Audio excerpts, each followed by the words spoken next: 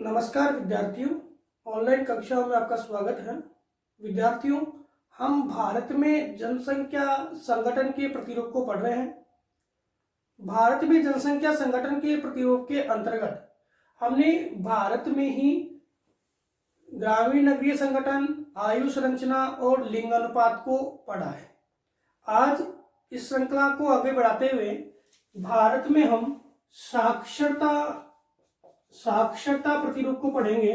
तो सामान्यतः हम बात करें कि साक्षरता क्या है। तो साक्षरता आपके 7 वर्ष या इससे अधिक आयु वर्ग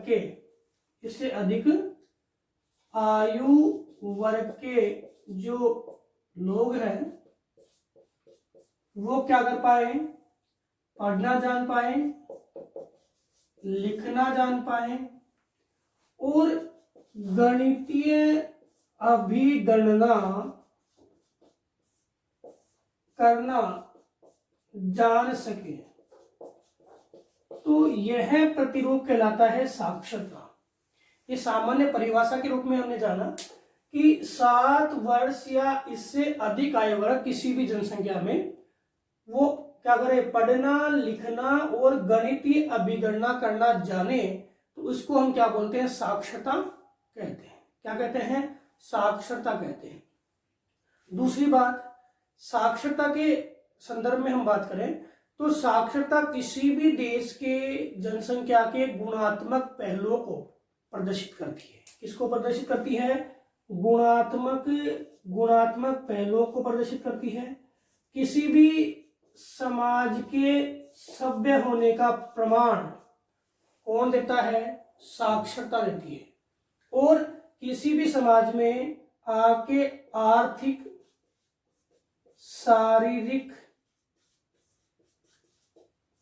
शारीरिक और मानसिक तीनों कैटेगरी में जो विकास है वो किसके आधार पर आता है, साक्षरता के आधार पर आता है। और हम देखें तो सामाजिक विकास जो है, समाज का जो विकास है वो मुख्यतः किसके आधार पर है, आपकी साक्षरता के आधार पर है। किसी भी देश में अगर साक्षरता का स्तर बहुत अच्छा है तो ये मानो उस देश में उसके जीवन स्तर, लोगों के जीवन स्तर, आर्थिक स्थिति, उस देश में अन्य जो विकासात्मक स्वरूप है, समस्त जो विकासात्मक स्वरूप है उसमें भी आपको बदलाव देखने को मिलेगा। किसके आधार पर, साक्षरता के आधार पर। क्योंकि साक्षरता कौन से पहलुओं को प्रदर्शित करता है, गुणात्मक पहलुओं को प्रदर्शित करता है। तो किसी भी क्षेत्र में विकास के लिए साक्षरता एक महत्वपूर्ण रोल निभाता है। ठीक है, तो साक्षरता समझ में आ गया होगा कि 7 वर्ष या इससे अधिक आयु वर्ग के लोग पढ़ना, लिखना, गणितीय अभिगणना जाने, वो साक्षरता है। और एक सभ्य समाज है वो साक्षर समाज ही होगा। आर्थिक रूपरेखा उसकी बहुत अच्छी है तो उसको हम साक्षर समाज नहीं कह सकते। साक्षरता अगर उसमें अच्छी है तो हम उसको साक्षर समाज कहेंगे। आर्थिक रूपरेखा अच्छी है तो वो समाज है वो एक सभ्य समाज नहीं हो सकता। उसके लिए हमें उसमें गुणों की भी आवश्यकता है। तो गुणों की आवश्यकता पूरी कब होगी, जब वो साक्षर होंगे, जब वो शिक्षित होंगे। और शिक्षा देश के विकास में क्या है, अपना महत्वपूर्ण रोल निभाता है। अब भारत को देख लें, भारत में 1971 तक जनसंख्या में लगातार वृद्धि हो रही थी। भारत का विकास बहुत कम था, लेकिन 1981 में जैसे ही शिक्षा का प्रसार हुआ तो शिक्षा के प्रसार के बाद भारत में जनसंख्या वृद्धि में कमी आई और भारत के अन्य रोजगार के स्तर है उनमें वृद्धि हुई और भारत की इकोनॉमी है पहले की तुलना में आज अधिक बढ़ी है। ये सारा काम किसके ऊपर है, साक्षरता। भारत में परिवहन संसाधनों का विकास हुआ है, भारत में लोगों का जीवन स्तर सुधरा है, ये भी किसके आधार पर है, साक्षरता के आधार पर। इसके अतिरिक्त हम बात करें कि भारत में जो साक्षरता है इसको कौन कौन से कारक प्रभावित करते हैं। तो भारत में साक्षरता को प्रभावित करने वाले जो कारक है उन कारकों में हम पहली बात करें अर्थव्यवस्था का प्रसार। जिस प्रदेश में आपके इकोनॉमिक कंडीशन बहुत अच्छी है वहां पर साक्षरता का भी क्या होता है, प्रसार होता है। और जहां साक्षरता का प्रसार है, वहां जहां शिक्षा की व्यवस्था अच्छी है, वहां इकोनॉमिक कंडीशन का प्रसार भी होता है। तो साक्षरता को मुख्य रूप से इकोनॉमी, अब मान लो किसी के पास में मूलभूत आवश्यकताएं, रोटी कपड़ा मकान को पूरे करने के लिए अगर पैसा या धन नहीं है, तो वह व्यक्ति शिक्षा की स्तर की ओर नहीं जाएगा, शिक्षा के क्षेत्र की ओर नहीं जाएगा। क्यों? क्योंकि वह अपनी आवश्यकता को पूरा करेगा। अब आर्थिक स्तर, आर्थिक लेवल अच्छा है, तो वह व्यक्ति क्या करेगा, शिक्षा भी ग्रहण करेगा, अपने बच्चों को भी शिक्षित करवाएगा। तो ये सारा काम कब होगा, जब इकोनॉमिक कंडीशन व्यक्ति की, समाज की अच्छी है। और इसके लिए देखो, वैसे तो क्या है कि इकोनॉमिक कंडीशन व्यक्ति या समाज की अच्छी नहीं है, फिर भी सरकार द्वारा कल्याणात्मक उपागम के दौरान आपके निःशुल्क शिक्षा का प्रावधान, निःशुल्क शिक्षा का प्रावधान किया गया है कि प्रत्येक जो विद्यार्थी है, प्रत्येक बच्चा है जो 7 वर्ष की आयु प्राप्त कर चुका है, वो बच्चा आपका स्कूल में जाए। साथ ही साथ प्रौढ़ साक्षरता का भी प्रावधान है कि हर व्यक्ति शिक्षित हो, और शिक्षित व्यक्ति सभ्य समाज की रचना करेगा। और सभ्य समाज के आधार पर देखें तो अर्थव्यवस्था का प्रसार भी हो जाएगा। तो एक तो आपको साक्षरता को प्रभावित करने वाले कारकों में सबसे मुख्य है, क्योंकि इकोनॉमिक कंडीशन है वो शिक्षा को प्रदान करवाती है, और इकोनॉमिक शिक्षा अगर मिलती है तो इकोनॉमिक कंडीशन क्या हो जाती है, विकसित भी हो जाती है। इकोनॉमिक कंडीशन क्या होती है, बढ़ती है। ठीक है, तो दोनों ही बात मैंने कर दी, लेकिन हम देखें तो इकोनॉमिक कंडीशन अच्छी है तो शिक्षा का प्रसार है, और इकोनॉमिक कंडीशन अच्छी नहीं है तो शिक्षा का प्रसार नहीं है। दूसरी बात हम करें तो आपके नगरीकरण का स्तर, नगरीकरण का स्तर, किसी देश में नगरों का विकास सर्वाधिक है, किसी देश में नगरों का विकास सर्वाधिक है, इसका मतलब वहां पर आपके साक्षरता का स्तर भी अच्छा है। और नगरीकरण का स्वरूप है वो क्या करेगा, साक्षरता के वृद्धि प्रतिरूप को क्या करेगा, प्रदर्शित करेगा। नगरों में शिक्षा, स्वास्थ्य और अन्य मूलभूत आवश्यकताएं जो है वो आसानी से प्राप्त हो जाती है। तो नगरों का प्रसार हो रहा है, इसका मतलब साक्षरता का प्रसार भी हो रहा है। किसी देश में अगर नगरीकरण में वृद्धि हो रही है तो उद्योगों में वृद्धि हो रही है, शिक्षा के क्षेत्र में वृद्धि हो रही है, चिकित्सा के क्षेत्र में वृद्धि हो रही है। इसके कारण हम कह सकते हैं कि जहां नगरों का प्रसार है वहां साक्षरता का प्रसार भी होगा। अब तीसरा बिंदु आपके लिखा हुआ है जीवन स्तर। देखो ये इससे जुड़ा हुआ है, लोगों का जीवन स्तर अच्छा है तो वो शिक्षा प्राप्त करेंगे, और शिक्षा प्राप्त लोगों ने की है, इकोनॉमिक कंडीशन उनकी अच्छी है तो जीवन स्तर अच्छा होगा। दोनों एक दूसरे, एक सिक्के के दो पहलू है। एक साइड हम बात करें शिक्षा प्राप्त की तो रोजगार मिलेगा, रोजगार मिलेगा तो जीवन स्तर अच्छा हो जाएगा, और जीवन स्तर निम्न है तो वो शिक्षा प्राप्त नहीं करेगा, शिक्षा प्राप्त नहीं करेगा, रोजगार नहीं मिलेगा और जीवन स्तर निम्न ही रहेगा। ठीक है, अब हम बात करें और क्या, तो जातीय संरचना। जातिगत संरचना भी क्या करती है, आपके शिक्षा या साक्षरता को क्या है, प्रभावित करती है। इसमें आपके जातिगत या सामाजिक रूढ़िवादिता, ठीक है, वो शिक्षा के लिए रोकती है। ठीक है, और इसके अलावा देखें तो अगर जातिगत संरचना के आधार पर लोग पलायन कर रहे हैं नगरों की ओर, नगरों के समीप रह रहे हैं, तो वहां साक्षरता का स्तर क्या होगा, अच्छा होगा। ग्रामीण क्षेत्रों में रूढ़िवादिता के क्षेत्र में रहे तो वहां साक्षरता का स्तर क्या होगा, निम्न होगा। इसके अलावा देखें तो आपके सबसे इंपॉर्टेंट है समाज में स्त्रियों की स्थिति। तो समाज में स्त्रियों की स्थिति अगर बहुत निम्न स्तर पे है, यानी स्त्रियों की जो दशा है वो बिगड़ी हुई है, इसका मतलब वो समाज क्या नहीं है, साक्षर नहीं है, वो समाज क्या नहीं है, शिक्षित नहीं है। तो समाज में स्त्रियों की स्थिति अच्छी है, इसका मतलब स्त्रियों का जीवन स्तर अच्छा है, इसका मतलब समाज के साथ शिक्षित है। तो स्त्रियों की स्थिति अगर अच्छी है, इसका मतलब अपने बालिका शिक्षा को प्रोत्साहन दिया जा रहा है, और अगर स्थिति बिगड़ी हुई है तो बालिका शिक्षा को प्रोत्साहन नहीं दिया जा रहा, और यह देश के विकास में एक अहम कड़ी है। स्त्रियों की शिक्षा देश के विकास में एक मुख्य कड़ी मानी जाती है, जिसके आधार पे देश का विकास सुनिश्चित होता है। इसके अलावा बात करें मूल्य प्रणाली की। देखो मूल्य प्रणाली कैसे, किसी क्षेत्र में जो मूलभूत आवश्यकताएं पूरी करने के लिए जो मूल्य प्रणाली है उसके आधार पर देखें तो व्यक्ति अपनी मूलभूत आवश्यकताएं आसानी से पूरी कर लेता है, तो वो दूसरे क्षेत्रों में इन्वेस्ट कर पाता है या साक्षरता आदि को प्राप्त करने के लिए वो आगे बढ़ता है। अगर ऐसा नहीं होता है तो व्यक्ति अपने आगे के जो क्षेत्र है साक्षरता और अपने विकास के लिए वो आगे नहीं बढ़ पाता है। इसके बाद हम बात करें और कौन सी स्थिति है जो साक्षरता को बढ़ाएगी, तो सबसे पहले हम बात करें शैक्षिक जो सुविधाएं हैं,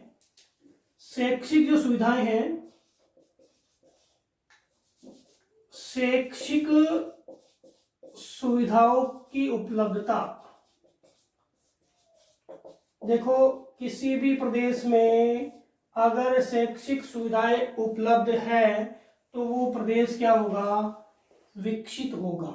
किसी प्रदेश में शैक्षिक सुविधाएं क्या है, उपलब्ध है, तो वो प्रदेश विकसित होगा, क्योंकि वहां साक्षरता की आसान पहुंच लोगों तक हो जाएगी, और साक्षरता की आसान पहुंच लोगों तक होगी तो वह क्या करेंगे, शिक्षा को प्राप्त करेंगे।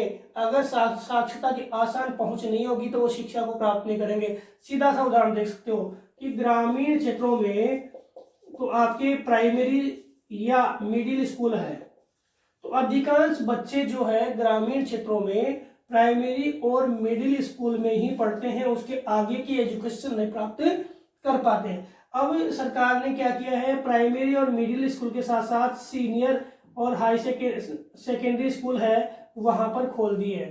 ठीक है, तो यहाँ पर ये लोग ये क्या है, शिक्षा ग्रहण कर लेते हैं। दूसरी बात, अगर वहां पे और हायर एजुकेशन खोल दी जाए तो वो लोग वहां पर ये सुविधा प्राप्त कर लेंगे। इससे जुड़ा हुआ पॉइंट क्या है, अगर यातायात व संचार सुविधाओं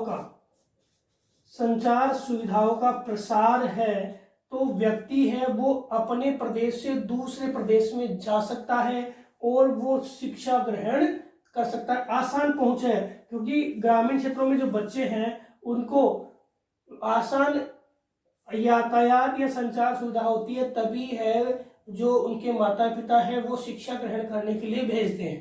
तो ये अगर अच्छी है तो वो व्यक्ति है, वो बच्चे हैं, वो आगे तक की एजुकेशन पूरी कर पाते हैं। अगर ये सुविधाएं नहीं है तो वो बच्चे हैं वो आगे की एजुकेशन कंप्लीट नहीं कर पाते हैं और उनमें शिक्षा का जो स्तर है वो निम्न रह जाता है।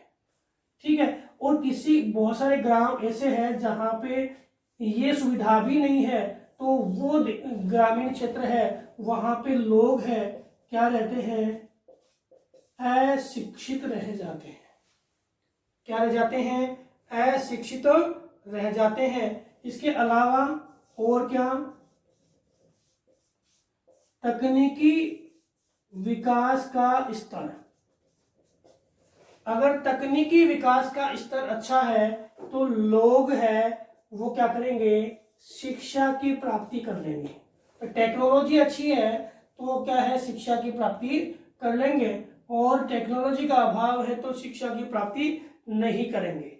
इसके अलावा और कौन सा कार्य है, सबसे इंपॉर्टेंट है भारत की सरकारी नीतियां।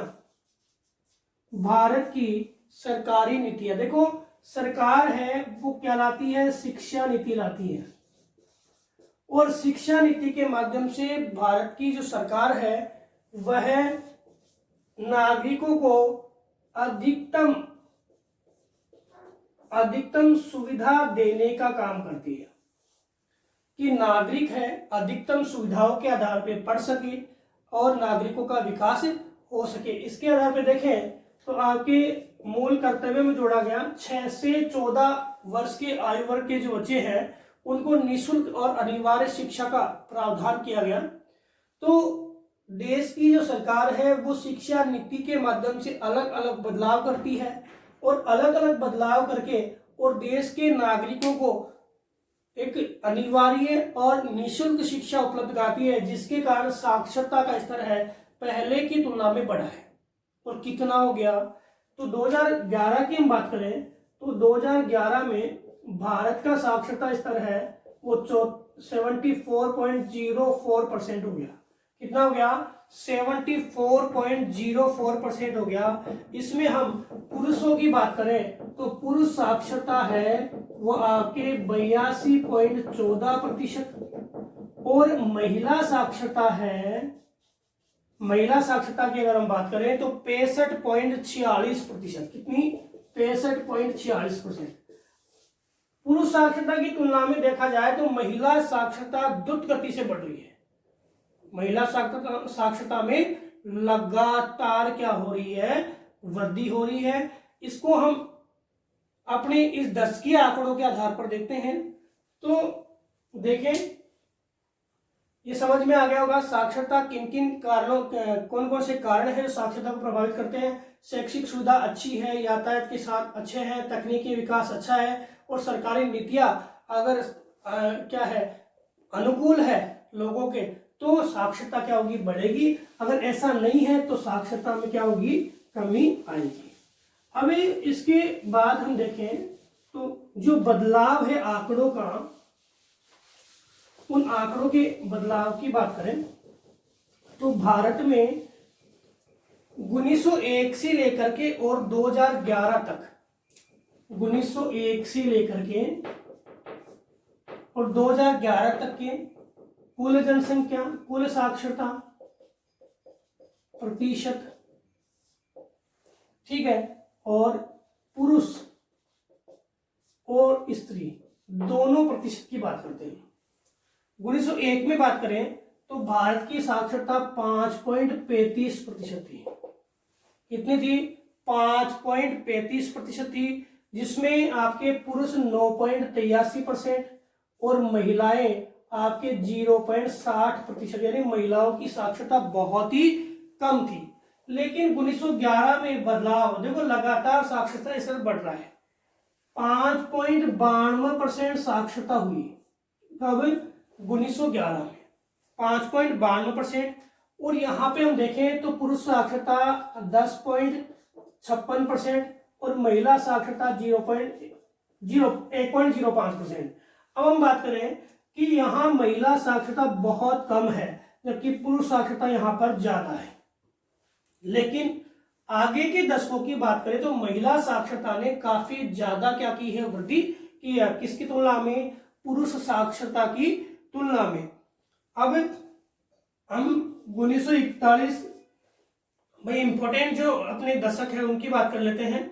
1941 की बात करें तो आपके 16.90, कितना, 16.90% आपके साक्षरता है, जिसमें पुरुष साक्षरता कितनी, 24.90%, 24.90% और महिला साक्षरता इसमें कितनी है, 7.30%।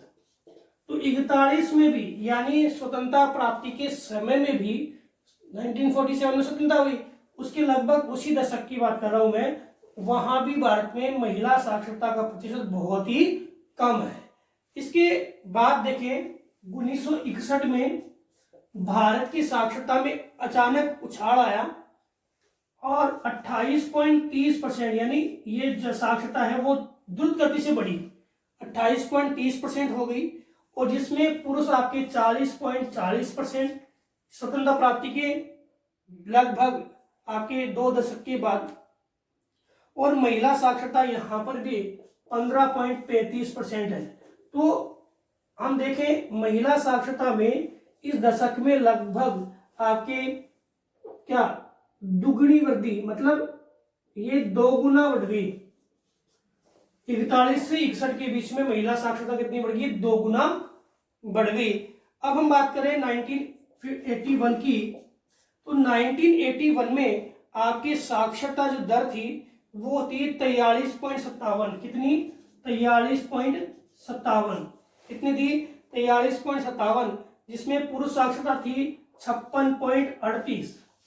81 में क्या हुआ था, शिक्षा की नई नीतियां आई थी और इसमें महिला साक्षरता आपकी 29.96। तो लगभग आप देखें तो यहाँ पे भी 2 गुना हो गई, 2 गुना आपकी साक्षरता 76% कितनी हो गई, 2 गुना हो गई। कौन सी, महिला साक्षरता दर। अभी कंपैरिजन करेंगे। इसके बाद हम बात करें 1991 की बात करें तो भारत में 52.21% आपकी साक्षरता। इसके अंतर्गत देखें तो पुरुष की 64.13% और महिलाएं आपकी 39.49%, 39.29%, 39.29% याद रह रहा है। तो 39.29% क्या महिलाएं, कितनी, +10 की वृद्धि, +10 की वृद्धि। 2001 में बात करें तो भारत की साक्षरता 64.83%, कितनी, 64.83%, और इसमें 75.26% तो है पुरुष और 53.27% है महिलाएं, 53.67% है महिलाएं। देखो यहां पर महिलाओं की साक्षरता दर में अचानक क्या हुई है, वृद्धि हुई है। 2011 की बात करें तो 2011 में 74.04% तो क्या है कुल, और 82.14% क्या है पुरुष, और महिलाओं की बात करें तो 65.46% क्या है महिला। अब हम कंपैरिजन करते हैं। देखो भारत की साक्षरता जो है वो द्रुत गति से बढ़ी 41 से 61 के बीच में। इसके बाद 1981 के बाद भारत की साक्षरता में लगातार वृद्धि हुई है और यह परिवर्तन आपके लगातार बढ़ रहा है 81 के बाद, 81 के बाद लगातार बढ़ रहा है। अब दूसरी बात करें पुरुष साक्षरता में बदलाव, तो पुरुष साक्षरता में बदलाव 1941 से 61 के बीच में आया जब स्वतंत्रता प्राप्ति हुई भारत को। फिर ये बदलाव आपके लगातार 81 के बाद आपको देखने को मिल रहा है। महिला साक्षरता जो है वो 1941 के बाद ये दुगनी हो गई 61 में, फिर 61 से लेके और 81 20 वर्षों में फिर दुगनी हो गई, तो 20 वर्षों में दुगनी हो गई, फिर आपकी 91, ठीक है। और सबसे ज्यादा परिवर्तन जो आपके देखने को मिला 91 से लेके और 2001 और 2011, इन 2 दशकों में भारत की महिला साक्षरता में काफी कुछ परिवर्तन देखने को मिला है। कारण क्या है, कारण है महिलाओं की स्थिति समाज में सुधरी है, रूढ़िवादिताओं में कमी आई है, शिक्षा का प्रसार हुआ है, भ्रूण हत्या में कमी हुई है और बालिका शिक्षा को प्रोत्साहन दिया गया है। देश में समाज में जो स्त्रियों की दशा है वो सुधरी है और इसके साथ साथ ही आपके जो भेदभाव है, जो लिंगानुपात में भी क्या हुई है, आपके वृद्धि हुई है। तो आपके भेदभावपूर्ण जो पुरुष और स्त्री में जो भेदभाव है उसमें क्या आई है, कमी आई है। हालांकि पितृसत्तात्मक समाज अभी भी है लेकिन स्त्रियों की दशा है वो पहले की तुलना में सही हुई है, जिसके कारण भारत की इकोनॉमी बढ़ी है, साथ ही भारत की साक्षरता वृद्धि हुई है, भारत के लिंगानुपात में वृद्धि हुई है और भारत के जो हम विकासात्मक क्षेत्र में देखें तो वहां पर भी क्या हुई है, वृद्धि हुई है। तो विद्यार्थियों हमने भारत के साक्षरता प्रतियों को जाना। साक्षरता के अंतर्गत हमने प्रभावित करने वाले कारक और भारत में 1901 से 2011 तक के साक्षरता में स्त्री और पुरुष जनसंख्या और कुल साक्षरता में जो बदलाव है उनको देखा। अगले वीडियो में हम क्षेत्रीय प्रतिरूप को पढ़ेंगे साक्षरता के। धन्यवाद।